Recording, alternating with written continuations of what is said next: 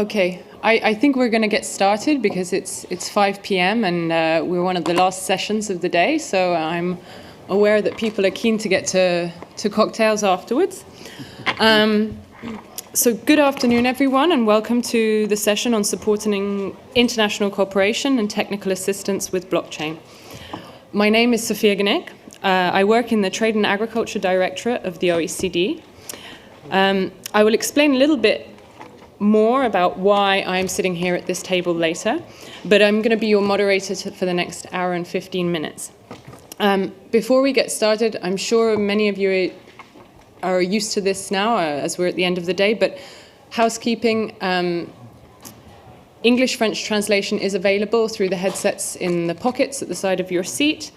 And when we go to the question and answer session, please use the microphones that are available on the desks by pressing the red button. And then when you're finished, press the red button again. So in this afternoon's session, we're going to hear about a number of different projects where governments and intergovernmental organizations have made use of blockchain technology to support their efforts in international cooperation and technical assistance. We will explore the challenges and issues that they have faced, as well as the successes and progress that they've made. As an aside, I wanted to mention that within this session, we're using the terms international cooperation and technical assistance very broadly, as you'll see from the range of projects that are going to be presented. I'm going to start by introducing you to our 5 distinguished and dynamic speakers and inviting each of them to give you their opening remarks.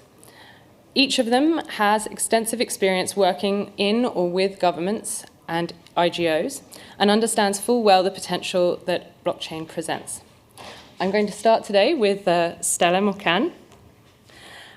Stela joined the World Bank Group in 2015 and leads their Technology and Innovation Unit. Before joining the World Bank, Stela served as the Chief Information Officer to the Government of Moldova. In this capacity, she led the digital transformation of government operations and public service delivery. Stela has also served as an advisor on governance and public administration reform to the Moldovan Prime Minister and has managed governance and democracy building programs with UNDP, USAID, and the World Bank. Stela holds a master's degree in public administration from the Harvard Kennedy School of Government and a master's in political sciences from the National School of Political and Administrative Studies. She was also named a Young Global Leader by the World Economic Forum. Welcome, Stela. Stela, you've spent much of your career working on the digital transformation of government operations and public service delivery. Can you tell us about some of the projects you've been involved in at the World Bank that use distributed ledger technologies and what unique features or opportunities you believe they present for governments? Thank you so much. Thank you very much for the opportunity to be here today, to share our experience and the lessons learned in this space. At the World Bank, we created 2 years ago an internal experimentation and exploration platform space called Technology and Innovation Lab, in order to work closely with the private sector, our client countries, the entrepreneurial community and multilaterals, to learn about what is the potential of emerging technologies like blockchain for tackling development challenges, but also what are the prerequisites and the preconditions that are required in order for facilitating the uptake of these innovative technologies. Our blockchain exploration started also about two years ago. We have shaped our exploration agenda based on the demands and the requests that have been coming from our client countries. And the requests have been related to whether blockchain technologies, DLT, can help our client countries solve land administration problems or supply chain problems, financial inclusion problems, government efficiency problems, and so on. So we've been working on about more than 20 use cases, doing internal proof of values of this technology, learning.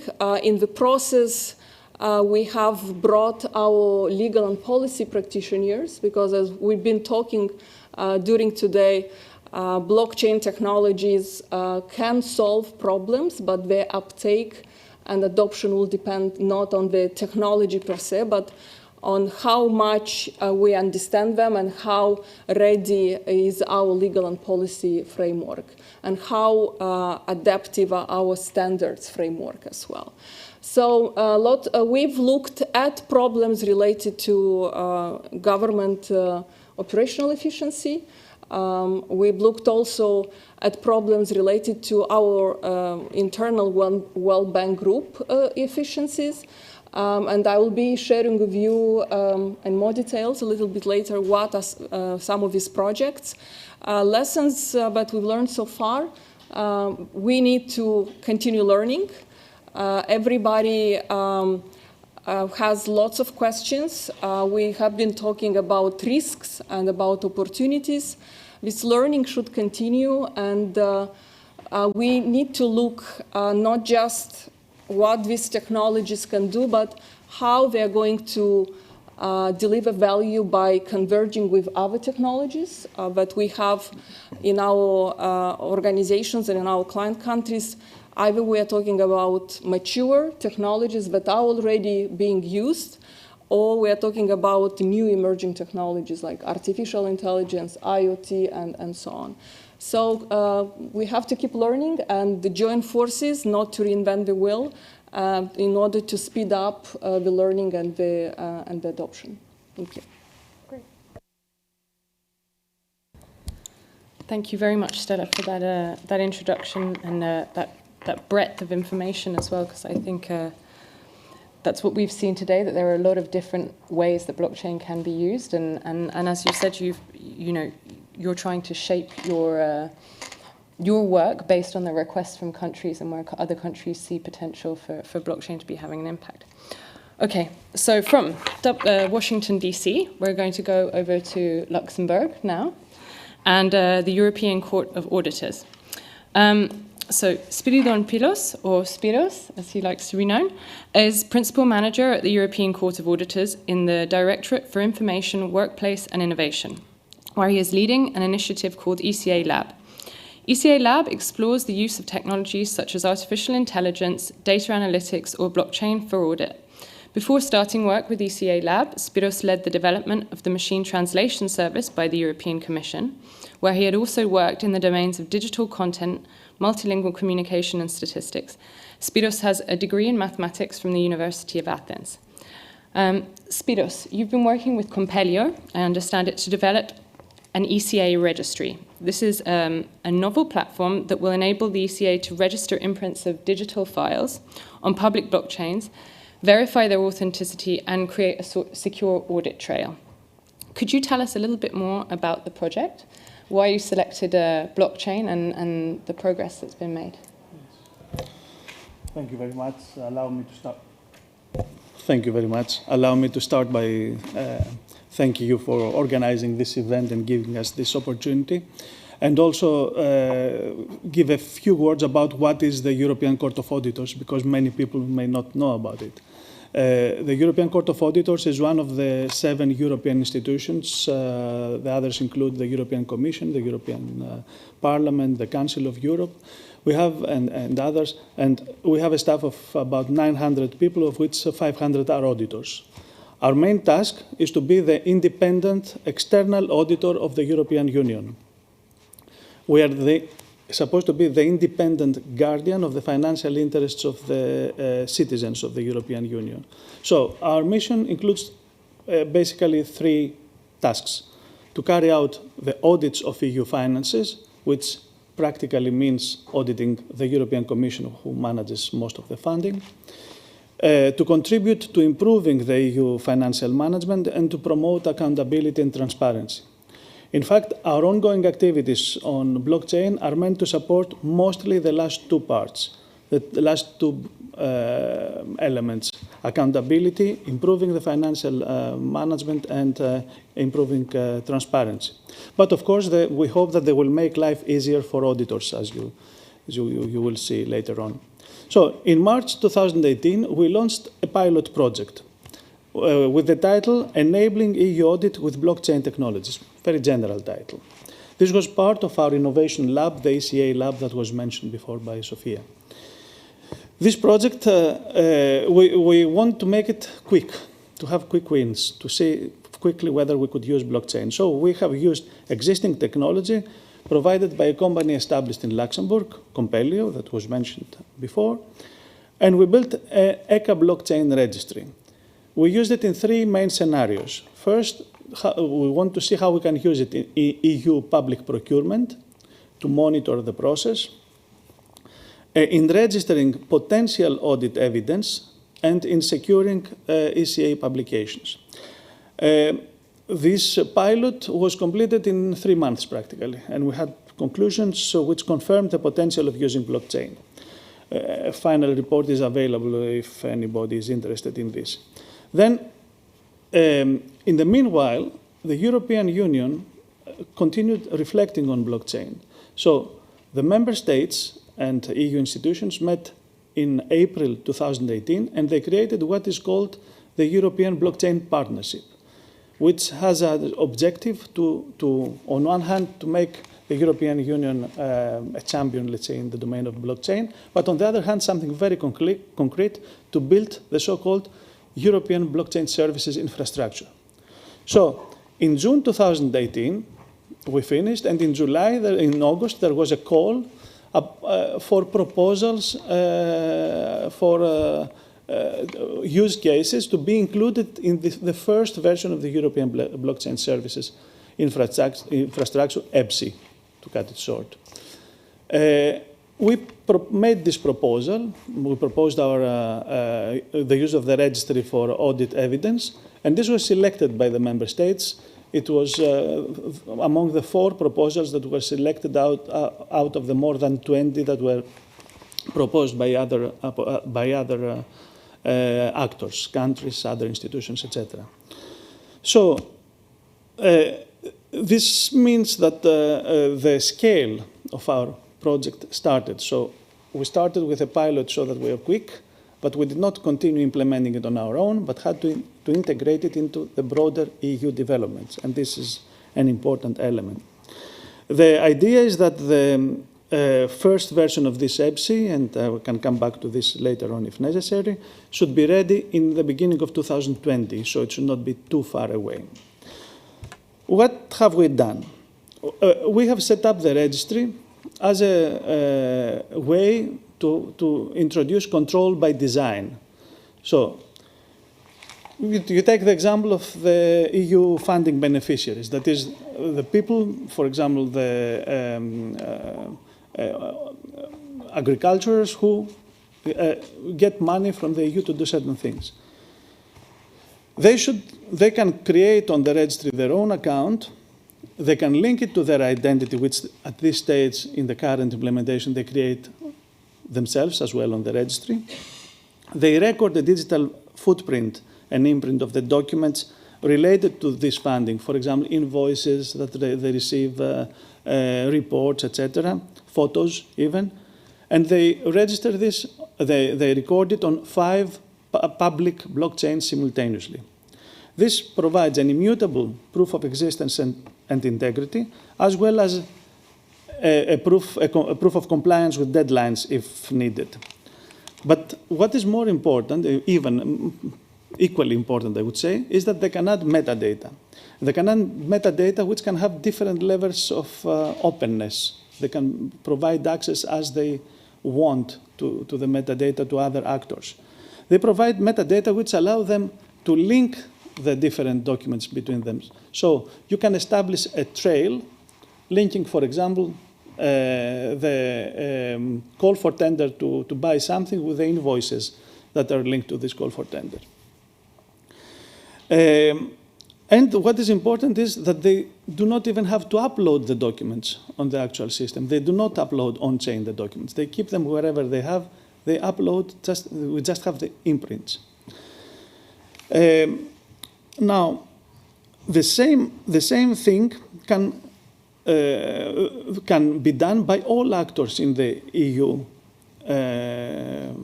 expenditure chain. That is, the national authorities that are managing the programs can upload documents. the audit authorities, the national audit authorities can upload documents. The European Commission can upload documents. And what is very important for us is that all this is publicly auditable. That is, if you are there is a certain level of public metadata, public information available in agreement with all the actors, and plus the imprint on the 4 public blockchains, and anybody who is interested in seeing whether, for example, some proposals were submitted for an EU procurement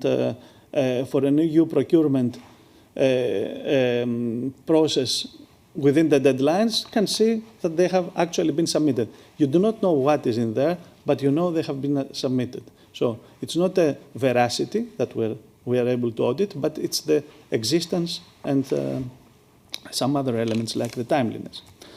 Now, the important thing for us as auditors at the end of the stage is that somebody can open, the beneficiaries and all the actors can open access to all this information, so the auditors can have a full picture. And this means that all this is compliant with GDPR, and that normally there should not be any privacy issues. The benefits we expect to see from this process is only when it is broadly implemented. There should be efficiency because you would not need to send twice, 3 times the same things and check what is correct, etc. And also transparency because it's publicly auditable. That is why we participate actively in the EPSI activity, so that it should be implemented on a regulatory under regulated conditions at the European level. And also we are establishing a specific stakeholder network with all audit offices in the European Union countries. Thank you. Great. Thank you very much, Spyros. I think that was particularly interesting what you were saying about benefits come when things are more broadly implemented and when you scale up, but then at the same time speaking about the challenges that come when you do scale up and you bring more actors into the picture and try and coordinate everyone together. And this is something that we've certainly been hearing a lot today. So moving on, we are going to stay with the theme of facilitating and verifying information exchange between countries. Simone and Diego, you're working together to develop a tool to facilitate communication and information sharing between members of the OECD Anti-Corruption Network for Eastern Europe and Central Asia.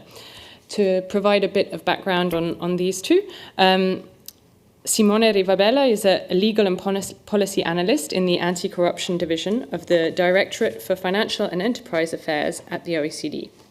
He joined the OECD in 2017 and is currently working for the Anti-Corruption Network for Eastern Europe and Central Asia. Prior to joining the OECD, Simone worked as a practicing lawyer in Italy in the fields of financial criminal law and legal persons liability. He holds a master's degree in law from the Università degli Studi di Genova and an LLM in European Economic and Financial Criminal Law from the University of Luxembourg. Diego Gutiérrez Zaldívar first started working on Bitcoin in 2011 and from 2012 decided to devote himself to the creation of grassroots communities in Argentina and Latin America. The Argentinian Bitcoin community he co-created is one of the most active in the world, and he co-organized the first Bitcoin conference in Latin America. In 2015, he co-founded and became CEO of RSK Labs, the company responsible for creating RSK, the first smart contracts platform secured by the Bitcoin network. All his endeavors in the Bitcoin and blockchain space work to promote financial inclusion, increase government efficiency and transparency, and empower people. So I'd like to start with Simone. Could you tell us a little bit more about the network the OECD has developed and the tool you're developing, and how blockchain fits into that? Thank you, Sophia. I will... Don't do anything. Okay. Thank you, Sophia. I will provide you with some background information about the project we are following at the Anti-Corruption Network here at the OECD, and then it will be Diego, the one who maybe will give you some more details about the technical aspects of it. The Anti-Corruption Network, or ACN, is a regional program of the ACD, the Anti-Corruption Division here at the OECD. It was established in 1998, and it involves 25 countries from Eastern Europe, Central Asia, the Balkans, and the Caucasus. The program aims at helping countries implement international anti-corruption standards through mutual learning, monitoring, peer pressure, and transferring expertise from OECD countries.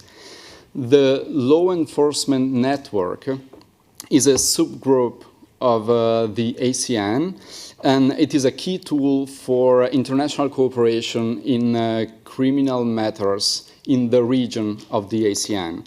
It gathers prosecutors, investigators, and other law enforcement practitioners who deal with corruption investigations and facilitates direct contact between law enforcement practitioners. The main tools of this network are the exchange of contacts among law enforcement practitioners, informal communications in the course of ongoing corruption investigations, and a database of cases. The current challenges that we have with the existing system is related to the centralization of the databases management, because it is the ACN Secretariat that manages, updates, and then disseminates these databases, which means that these databases are quite rarely updated. We can do it once a year, so they are quite often outdated. And we can just disseminate these databases within our network, so we can send them directly to our direct contacts.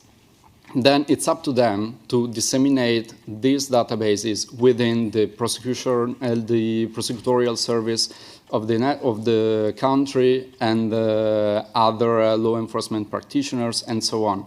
And we have no way to monitor this dissemination. This is a kind of second problem. The third big problem is related to responsiveness. It is sadly, it happens quite often that when law enforcement practitioner, like a prosecutor, an investigator from a country, sends a request for information to a colleague from another country, the colleague from the other country may not respond, or may respond very late, causing quite an important waste of time and resources in the course of investigations.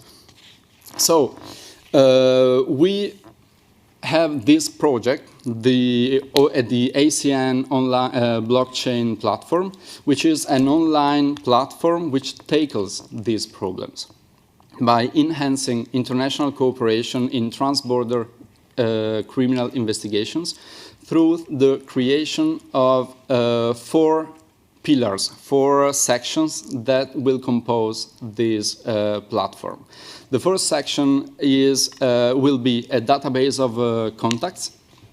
In this case, it will be an online database of contacts that will improve the current system of contact sharing. The second section will be a secured messaging service, which will improve the exchange of informal information among prosecutors and investigators from the region. Then we will create a new database of ongoing corruption cases and a new database of all relevant national legislation concerning international cooperation. The role of blockchain in this platform is related to time-stamping the interactions on the platform, providing objective records on last updates and the messages sent and answered or that go unanswered on the platform in order to enhance peer pressure among users and among countries. And ensure updates and prompt responses. We aim at using the certified lack of action on the platform to discuss this issue during the ACN meetings or in the course of our monitoring process. This project was born last year. We can say that it all started with a workshop that we organized here at the OECD in October 2018. In this first workshop, we invited IT and blockchain experts, and we discussed the suitability of blockchain technology for this kind of project, for this kind of platform. And then we organized a second workshop with both IT experts and law enforcement practitioners from the region, from these countries, in order to discuss altogether more in depth the design, the shape, and the structure that this platform could take, and trying to imagine what could be the practical issues in the implementation of this project. We aim at implementing we have started now the fundraising and the procurement process, and we aim at implementing the platform in 5 pilot countries, which are Azerbaijan, Estonia, Romania, Ukraine, and Uzbekistan. Now I think that Diego can... Go ahead, Diego. Well, I think the interesting use case is that, you know, Bitcoin was the first blockchain and started with transactional attestation. So basically what you had is a system where you can record the transfer of value between 2 parties in an immutable way. So you could not delete or modify those transactions once they were in this ledger, in the basic ledger. And with these use cases, we are seeing the use of this tool in different contexts, but we are using the same basic feature, that is the attestation of an event. So whether that event is the transfer of value, or it's the creation or transfer of a document, or an interaction between 2 parties, the importance is that once that event is recorded in the blockchain, it cannot be modified, and it's time-stamped. So those are the 2 attributes that we are using from the blockchain, using the immutability, transparency, as was mentioned, so anybody can audit in real time what's going on. And so we are building up, from first identity attestations, where the parties involved are registered and recorded on the blockchain, and then building up on attestations of events. And this is very powerful, because I think this use case we are applying in other contexts. We are applying, for example, for financial inclusion. One of the problems of people excluded from the financial system is they don't have a collateral. But if you can create attestations of all the transactions, all the things they learn, you can create a reputational identity, and that reputation becomes something of value that can be used as collateral. In a way, we are using the same concept of reputational identities, in this case, to promote more interaction between different organizations or professional members. But I think this is one of the most disruptive features that the blockchain, or the most disruptive emerging pattern that the blockchain will bring, that is the construction of reputational identities. And I think this is a good example in this context, in international collaboration between organizations, but it can be applied to financial inclusion. It can be applied also, for example, for enabling access to financing in SMEs, which is a big problem in many regions. So I think the interesting thing is, like, we are starting to understand other use cases of this powerful technology that go beyond transactional use cases. Yes, that was. I liked hearing what Simone said about enhancing peer pressure for participants to respond. I thought that was if there was accountability on the same level of accountability on our email service at work, I think it would be interesting to see what the kind of results you'd get. But no, a really interesting case there, and as you say, broadening out and exploring the potential for this technology, and the more it's being used, the more that we're spotting new opportunities for it to be used and new reasons for it to use it. So, last but not least, we have Philippe Thévoz.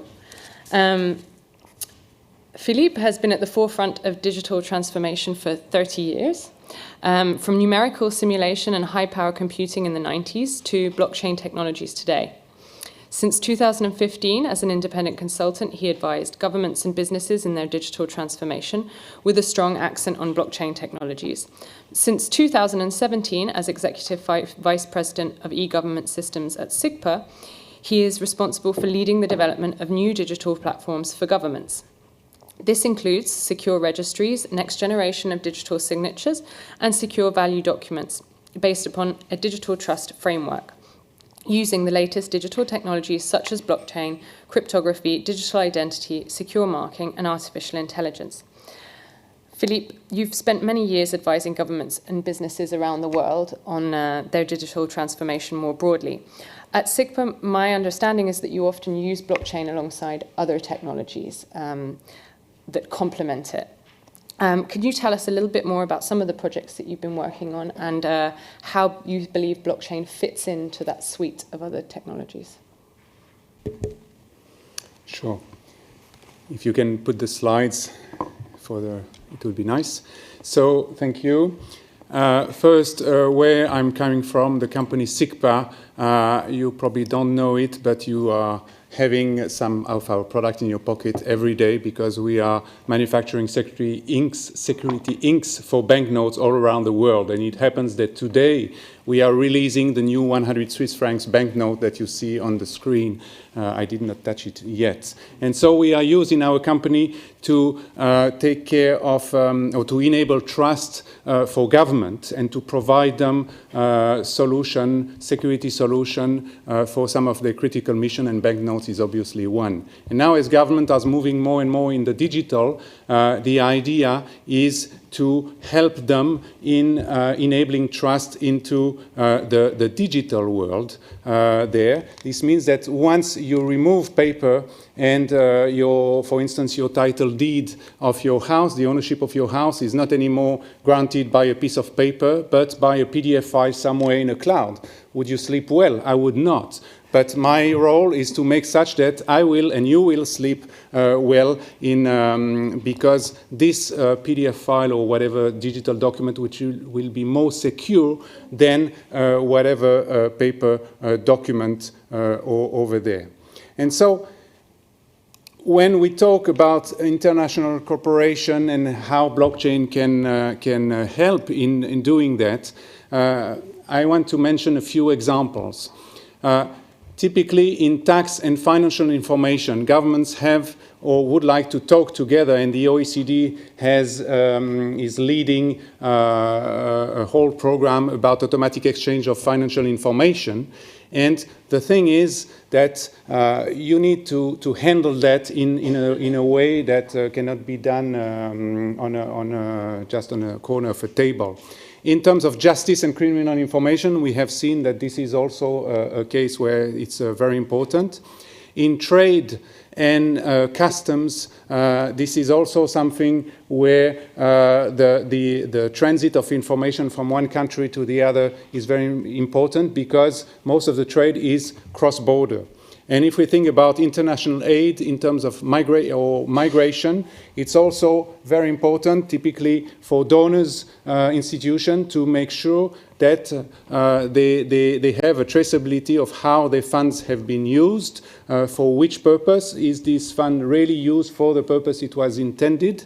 In terms of migration, a migrant, when applying for protection in a given country, may need to prove that he is really a migrant and thus that he spent some time into a refugee camp, for instance. So there are a number of challenges, and it's a question of trust between two countries, A and B, and so what can we do about it with blockchain? First, we have to identify the different challenges that you may have.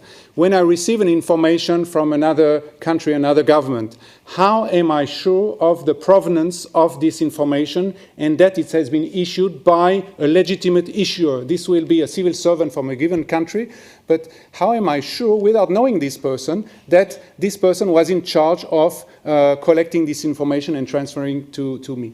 Then there are also big problems of confidentiality, of consent, of traceability of data, because these data are very sensitive. Financial information, tax information, justice information, identity information. So this has to be taken care of in a right way.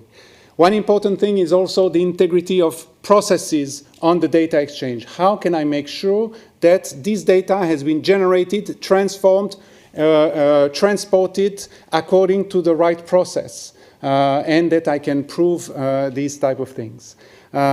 You talked about dissemination of information. How can you be sure if I release the data to another country that they will use this data only for the purpose they request this data and not for something else? And so that it satisfies the law of my country, for instance, and thus to have this type of traceability. And of course to fight against counterfeited data, tampered data, fake news, etc. And all my job is to make such that I can prove, or I can give the possibility to everyone to prove that these different challenges can be, or items can be proven that indeed these data are genuine, that this process has been followed, that I can tell you for sure and prove that only these persons did see this data, and thus that the consent was really well applied, and that this is really, I can prove that this is really a legitimate issuer who is at the source of these data. And for that, I need a trust anchor. In fact, on the bottom here, I have this red line, which is to show or to display the blockchain, which is the trust anchor. And this is what is new since a few years, is that we have available this trust anchor as a blockchain to be able to anchor these proofs into it. And to finish, the trust anchor that we are using at SICPA together with our colleague from Gautam in Estonia is the trust anchor, the blockchain, the KSI blockchain, which is born in Estonia, in fact, 10 years ago, before the Bitcoin even was born. Okay, it's according to quite different protocols, but it does the same job, but even with more flexibility, because it's totally agnostic to any application. You don't need to have a specific blockchain for a specific application. This is agnostic. And one thing which is also very important when we talk about sensitive data, you don't want to expose your data. You don't want to share tax data, medical data, finance data, or whatever. In fact, the data will never go out. Even not the hash of the data will go out, but only a hash of a hash of a hash. One thing which is also important in most blockchains that are on the market is the scalability. You take Bitcoin blockchain, it's 3-4 transactions per second. Others are going further. Here, it's 1,000 billion per second, 10 to the power 12, theoretically, so we have some room. The other thing is, if you want to secure data, you want to secure it now, not in 10 minutes, not in 1 hour, not in 1 day. You want to secure it the next second. So you need a settlement time which is very, very short. You want to have a public trust anchor. This means you want to be able to prove the integrity of a given data, even if the infrastructure of this blockchain, and this blockchain does not exist anymore, and I want to be able to prove that in 10 years, in 15 years, in 50 years. even if this blockchain does not exist anymore. And this can be done through publication in a newspaper, which is probably the most secure distributed ledger you could imagine in the world. And one thing which is also in debate in terms of blockchain is electricity consumption. Bitcoin, this is as much as Netherlands or a medium country in Europe. This is huge. We don't want to have the volatility of a cryptocurrency.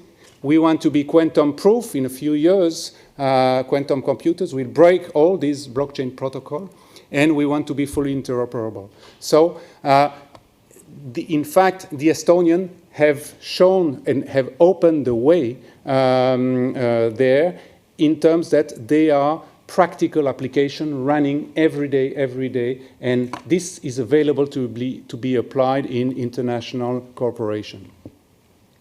Thank you. Great.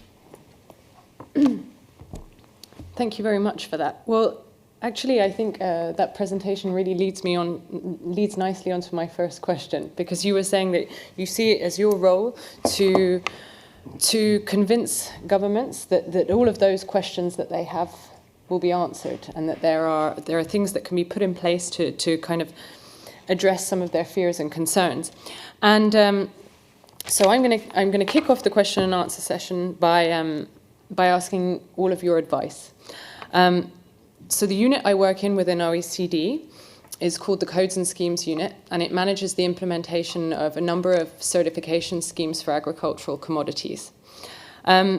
We have been operating since the 1960s, and the scheme hasn't changed that much since then. We currently have 61 member countries that go far beyond the OECD's membership, and they range in development levels. We have been looking at blockchain technology as a way to improve the information exchange between the government entities that we work with, and reinforce the traceability system that exists with the agricultural commodities that they certify. But many of our member countries are concerned about the risks and the costs involved with moving to a digitized system, and in particular blockchain, and moving away from the existing paper-based system that they have in place. So given that government tends to be somewhat more risk-averse and conservative than the private sector, I was wondering if you all had any recommendations for us as a unit in terms of how we may move forward with the digitization and looking at blockchain and working with the countries that we work with to explore this potential. So I don't know who would like to start, but Diego? Yeah, I think trust is built over time. No, it's like nobody trusts the currency just because. It's because it has been there for a while. So with new technologies, we need time to get accustomed to it. So the answer we found is that what you want is like to have the two systems running in parallel for a while, and also to create positive incentives to move into the new system. So if you want somebody to use a blockchain-based solution or a new system, there should be real improvements. It should not be just for the novelty of adding a new technology. So in some cases, for example, the use of the blockchain, for example, in logistics, or provided a system where they could identify logistics problems maybe a few hours after the fact instead of a few days, and that was the difference to actually track the problem and solve it. So that's clear value for, in this case, the value chain. Yeah. In the case of government, the openness of transparency, that everybody can access the validation of the information or the information themselves without going through a very bureaucratic process, was also something valuable. So you have to identify what is the value you are bringing. Is it transparency? Is lowering corruption? Is it efficiency? So once you know the driver, you can put both systems working side by side, and people will voluntarily move into these new systems. So you have to really, I think that's a rule in life. If you don't provide value, It doesn't matter how fancy your technology is, nobody will use it. No? Yeah. Just one comment on that. I think that's a really important point. The potential, my name is Jeffrey Owens, I head up the tax work here. I work with Philippe on tax administrations and blockchain. And this issue of corruption, I think it's very important with the World Bank. Blockchain has the potential to not eliminate, but to significantly reduce corruption, yeah? And that should be a driver, I think, when we look for developing countries, because there's a real potential there. The other comments, just to, if I may, we talked not in this panel, but also in other panels, about how great blockchain is, the technology is. But let's not forget, the outcomes depend on the quality of the information that goes in. If it's rubbish in, it's rubbish out. Thank you. Thank you very much. And you brought up very important issues, because usually we kind of are mesmerized with the opportunities that a new technology offers, but we pay very little attention at the context in which we are trying to adopt these technologies. So from our experience in tackling some similar problems, the first question we will answer, what is the problem we are trying to solve? Yeah? So we spend a lot of time on trying to understand the complexity of the problem, and especially if it's in a country-specific context. Second, look at the value, look at the fit. Is blockchain a better fit than either a different emerging technology or existing technologies? This is important because different countries have different digital maturity levels, different level of understandings, different capabilities, which will impact afterwards whether they will be ready to jump into this project. Other aspects related to, in the context of the technology maturity, is that country, how is that country capturing data? Yeah? Garbage in, garbage out. Does that country have a data framework, a data governance framework? This is very important. Before you buy technology, before you make a huge investment in digital, you have to have these prerequisites in place. Other aspects related to, we mentioned Estonia. Estonia has a mature digital infrastructure. The entire government, the economy is running, harnessing digital. How do we ensure that the different IT systems, technologies that a government has will be able to talk to the new emerging technologies? And these are costs in terms of human capability, in terms of time that you need to prove a value and to make your counterparts buy into this value. We are working now on a similar project, working with our climate markets colleagues, trying to harness blockchain technologies and IoT to build a prototype, a meta registry platform that will help countries connect their carbon assets registries, share information about the existing carbon assets, and facilitate trade. Lessons learned, we have to learn by running small pilots to learn from these experiences. Because again, countries are very diverse. They have different needs, they have different urgency, and they have different resources. Thank you.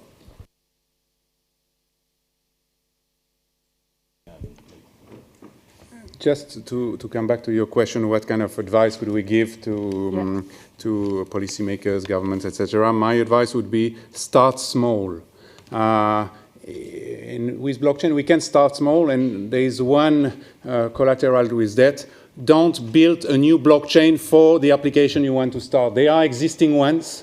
Select the big ones, which are the only ones which are really secure, and connect to it and start small. And this minimize the investment that you need to do to start. That's the first thing. The second is it's all about trust, to build trust, and it takes time to build trust. And one way to build trust is to give to the community, to the people, to the government, to the civil servant, the means to check themselves the proofs.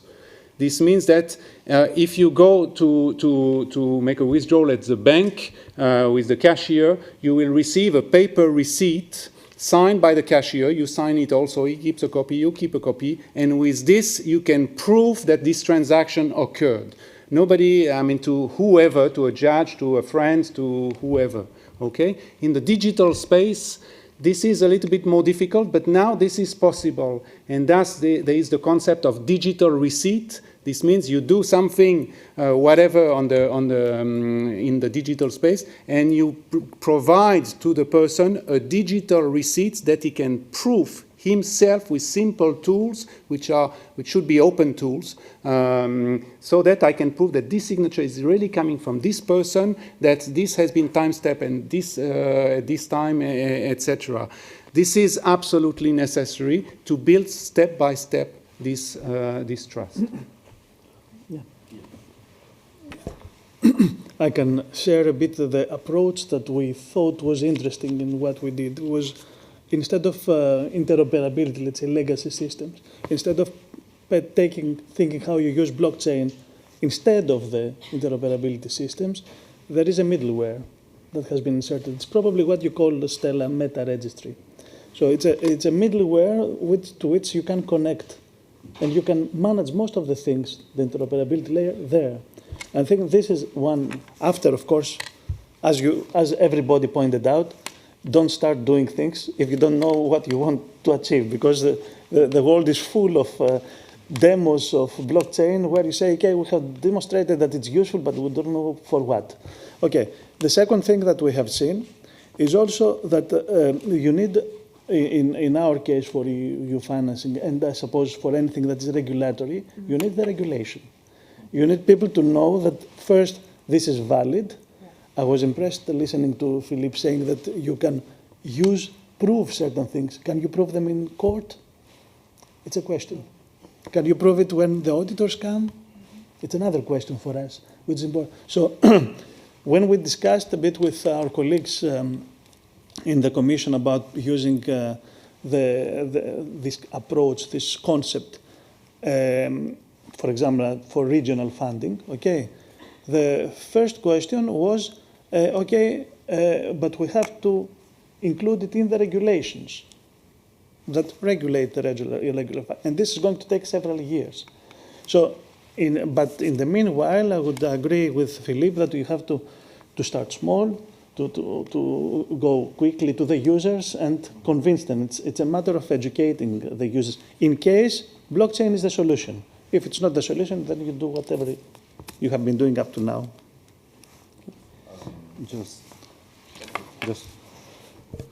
Just to tell what we did with the ACN, with this project that we are following, of course, we aim at starting small with a pilot project involving 5 countries.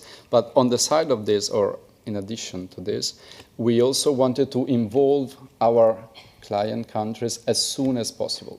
We invited them to the workshop in which we wanted to define a little bit how the platform should be designed, and they were there wanting to learn what the technology is and what could be the outcome, and they participated in saying, well, we would also like this, or this feature is not legally feasible in our system, in our legal system.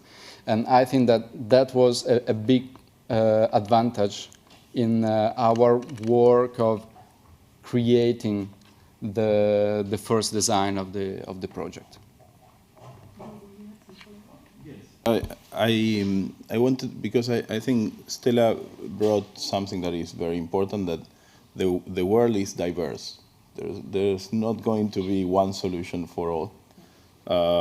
And so I think when you build solutions, you want to build on top of technologies that are open, and focus on the shared standards. For example, with the IADV in Latin America, we have 2 projects that are very interesting. One is a financial inclusion project in the slums of Buenos Aires, together with the Bitcoin Argentina NGO, the IADV, Accenture, and ourselves. Now NEC join as well. And what we did is the application is agnostic from the blockchain. So you create an interface that, manage the user needs, and then beneath you have like this framework that was mentioned before, that will abstract the user from the blockchain. So you can integrate the different blockchains. You can let communities build solutions that can later be integrated on the user application. So in that way, you also preserve the investment you did in terms of the application and the user needs. So that's important to focus on like share standards to separate the application level from the blockchain level so you can build it.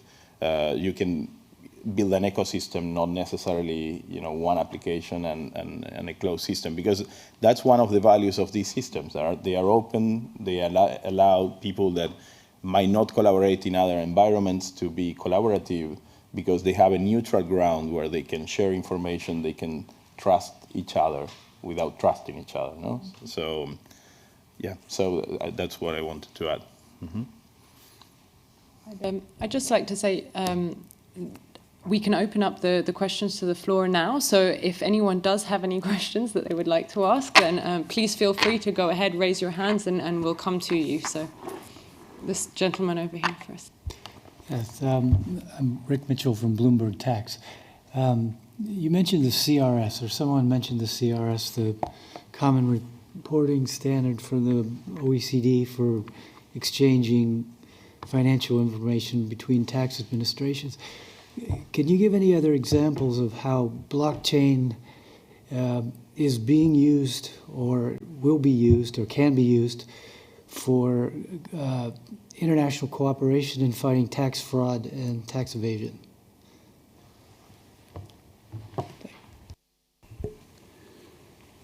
I mentioned indeed automatic exchange of information, which is one topic. But let's take VAT within EU. Okay, there is the fraud about the VAT in EU, or the loss is about 160 billion per year. So these are a huge amount of money. And one problem typically is if I am a buyer, I want to buy some goods in a foreign country.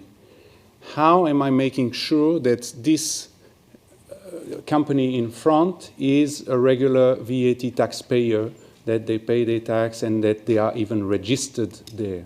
So there are ways, in fact, which are not in place, but which could be implemented to make such that instead of having registers which are complex to update, to access, etc., to make such that each company in their own country receive by their VAT authority a certificate, which is nothing else than a QR code, which is secured by the blockchain.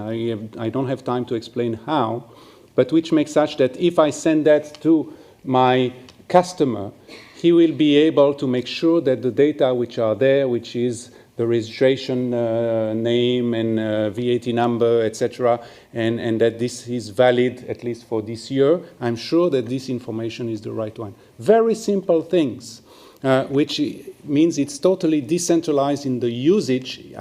Me, as a recipient of this, I don't need to connect to a database in some country that I even don't know where it is, etc. I just check that this document is valid because it's linked to the blockchain. Okay, there is no information about it on the blockchain, but a cryptographic link, and then I'm safer. It's a small bit which will help a lot, a little bit, maybe not a lot, but to secure VAT transaction and that this company is indeed existing, etc. Just a small, very practical example. If I may continue on this and give the institutional approach, in fact, this system of exchange of information on VAT between tax authorities in the EU member states is in place and has been, and the use of blockchain has been tested as well for this, but it's not in place using blockchain still. Okay, but the Director General for Taxation is looking into the use of blockchain exactly to facilitate the exchange of information between tax authorities. It would be a permissioned blockchain, let's say, where the nodes would be the tax authorities. This is something that is being built as part of the European blockchain services infrastructure as well. Okay. You're following up on the same topic. Yeah. Yeah, it's sort of linked to, I mean, one of the big issues facing your clients in the bank or your clients in Eastern Europe is this issue of illicit financial flows, yeah? Corruption, I mean, corrupt people, they tend to use very opaque vehicles, it's foundations, it's trusts, it's holding companies in exotic places, not only sunny places, but sometimes cold places like London, yeah? What's the potential do you see for blockchain, for building up a registry of ownership, yeah? So you actually know it is Philippe that owns that trust in Panama, yeah? Because unless you know that, everything else you do in exchange of information doesn't work, yeah? Is that something you're looking at, or the bank? We have been working on some use cases, on some problems that are directly linked to the transparency, fighting corruption, not in the context that you've just mentioned. We are working now with our internal trust funds and loans team on exploring a DLT for tracing and disbursing the World Bank trust funds, but also the trust funds that the bank is managing on behalf of other partners, including with our colleagues from the ECA. And the key goal is, again, to make sure that we lead by example and we bring transparency and efficiency in our own operations. We've also looked at using blockchain to bring transparency in the way the World Bank loans are used for buying agriculture equipment in Pakistan, for example. It's a problem. We ran a proof of value, and now the country team is looking at how to operationalize this project into a real context of the country. We've also looked at results-based financing in health projects. Again, it's a successful proof of value that we ran. Now, before we move into, before the country moves into the adoption, the lessons we've learned is a lot of education needs to happen. Because again, both the people that work in the government, either decision-making level or the IT personnel, they just need to learn why is blockchain-enabled system is better than whatever other technology. So this has always been a priority for the bank, how we bring transparency, how we make sure that both our funds are disbursed and reaching the end user. We have not worked on a mega platform that we would build and that will be used by our clients in the context that you've mentioned.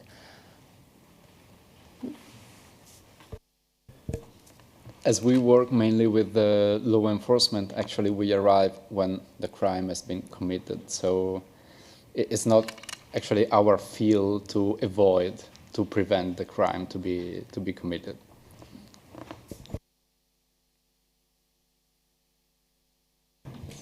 Hi, thanks. This is a carryover question from actually the previous session that I was at. It was about, are we including everybody in the blockchain revolution? And here my question was, are there any international cooperative research schemes or methods of interacting between the industry, the governments, and also particularly social science academics when it comes to promoting adoption of blockchain for various use cases, particularly use cases that engage with rural communities or marginalized communities who might benefit but also need some social scientific support before the technology can be truly beneficially rolled out? Well, we are actually, the project I mentioned, we are doing with the Bitcoin Argentina and NGO and IADV. And it's basically a financial inclusion ecosystem that involves the engagement from the government of the city of Buenos Aires, from different actors. So it's a full financial ecosystem that it's based on reputational identity. And it's integrated with the local, because you need to integrate it with the local financial system through non-banking networks that are closer to the slums. So we are working on the slums, integrating also the NGOs that are already working on-site, the community centers. So it's a very holistic approach where blockchain is one of the components. No, it's not the whole thing. It's, you need the human factor and the institutions.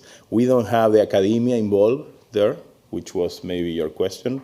Yeah, the academia is missing. We have been working on other things with, for example, the sociology university, the faculty of the University of Buenos Aires to study, but from a different perspective. So we might include them in the future.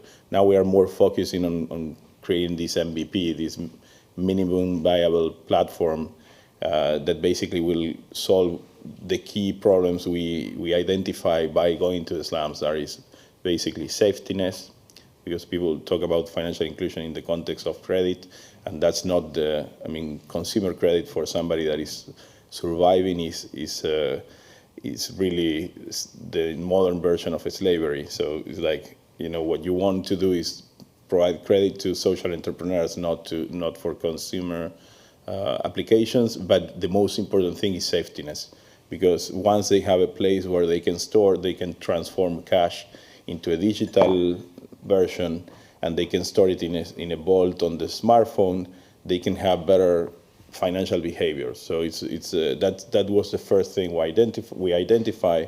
The other thing is providing a collateral by building reputational identity, because that enables the access to better markets, and moving from a market that is within the slums to a market that is maybe 15 blocks away implies expanding the profit, the bottom line, maybe 5 times. So it's a huge impact in their economical in the wealth of the people being included. So it's you know, I don't want to take the whole conference, but this is very interesting, because if that is successful, the idea is we need the help of IADB to replicate it in the whole Latin America region, and I think there are many ideas of things that we can do also using blockchain, like doing incremental taxation, incremental KYC, which will be more inclusive, because that's the other problem. The KYC models we have today, you know, are excluding people as well. So, like, you know, if you ask, for example, domiciliation, the streets in the slum have no name. And that may be a song name, but it's like it's a harsh reality. So I think, you know, we need to really think on new risk assessment models, new KYC or compliance models for this context, if we really want to include half of the population who is excluded from the financial system today.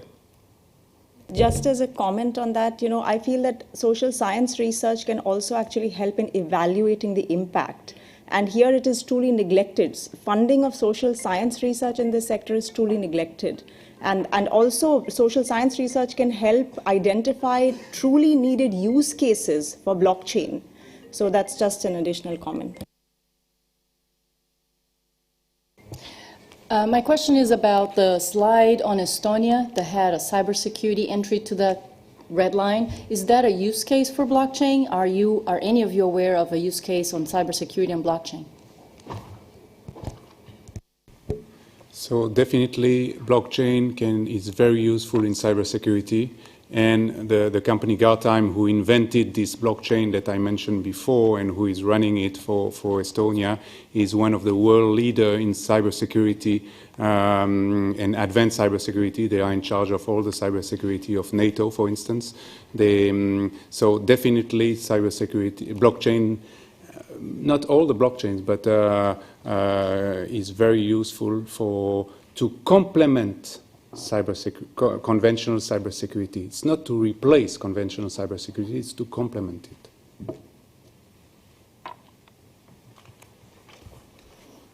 Are there any other questions that anyone may have? No? Everyone's wearing a little thin today, this evening, I think. Well, we are at 10 minutes past 6, so I think what we could do is actually just sum up the session.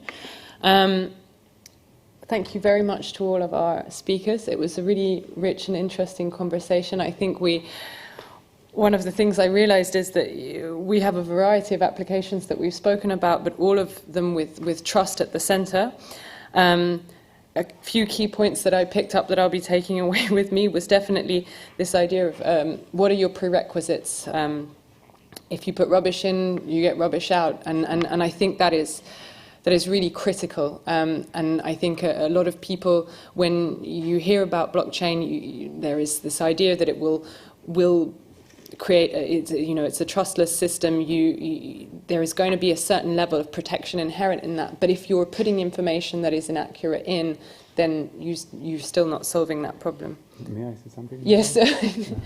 I think the garbage in, garbage out is very important. And when I talked about process integrity, and you mentioned also the link between the different data which are timestamped, which is another way of saying that, is one way to improve the situation and prevent some kind of occurrence of garbage in there, because you can at least prove that this data has been created, transformed, transported through an approved and official process, which is itself secured on the blockchain so that you cannot corrupt it. So typically, if a process is asking you to have two signatures, my signature first and his signature second, I cannot do in another way, and I will be able to prove that I signed it first, he signed it second. So this prevents the fact that somebody else could put garbage without us seeing it. And just to continue on that, developing the value proposition or clearly defining the problem definition. So what it is that you're trying to solve and whether or not the technology is actually what you need in this particular situation. I think it was nice hearing from Simone and Diego about this, because it really seemed like blockchain was a good fit for the problem that you had.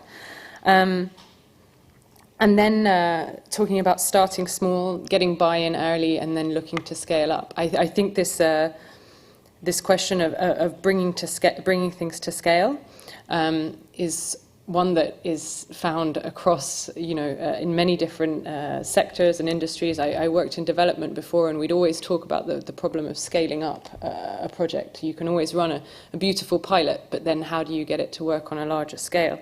So I think it will be really interesting going forward to see how these things scale up. And I'll just say to the speakers, if anyone would like to make any closing comments, you're more than welcome to. But otherwise, I will let you all head off to the cocktails. And thank you very much for joining us and for all of your questions.